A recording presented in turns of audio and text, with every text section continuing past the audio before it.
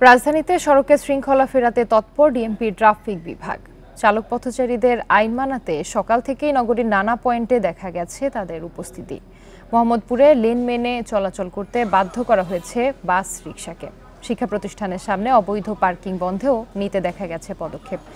এতে ক্ষুব্ধ চালকেরা বলছেন, স্কুল কর্তৃপক্ষকে দ্রুত করতে হবে গাড়ি রাখার ব্যবস্থা।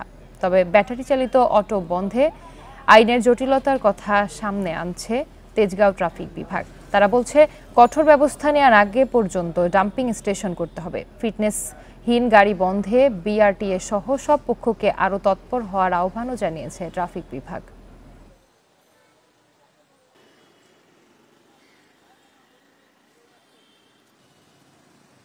কোনো পার্কিং নেই স্কুলের, এদের উচিত পার্কিং করা, নাহলে আমরা যে গাড়ি নিয়ে এসে আমরা ভোগান্তি আমরা দৌড়ে থাকি, মামলা হামলা আমাদের উপরে হয়। সকাল থেকে 2টা পর্যন্ত বসে আছি রোদের মধ্যে, ধুলার মধ্যে, কখন ছাদে নাচবে, কখন কোন গাড়ি ঘা দিচ্ছে, একটা গাড়ি নষ্ট হচ্ছে।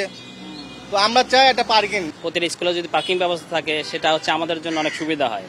মানে এখানে স্কুলে দেই মেয়েদেরকে দিয়ে দেখা যাচ্ছে গাড়ি 3 ঘন্টার জন্য বা 4 ঘন্টার জন্য ওয়েট করতে হয়। কিছু ওয়ান ওয়ে রোডের ব্যবস্থা করেছি এবং এই পরিকল্পনাগুলো আমরা আশা করি হলে সপ্তাহ 10 দিনের মধ্যে আমরা ইমপ্লিমেন্টেশন করতে পারবো। তো তখন এই এলাকার জাম অনেকটাই নিয়ন্ত্রণে চলে আসবে। যে আমাদের ট্রাফিক পুলিশ সদস্যরা আপ্রাণ চেষ্টা করেন এবং কি আমরা এই চেষ্টাটার কারণে আমরা এই পর্যায়ে আমরা আসতে পেরেছি। এবং এখন আমি ইমপ্লিমেন্টেশনের চেয়ে আমি একটা সিস্টেম ডেভেলপমেন্টের ব্যাপারে ট্রাফিক সার্কুলেশন বা ট্রাফিক ইঞ্জিনিয়ারিং কিছু পরিবর্তনের উপর আমরা জোর দিচ্ছি।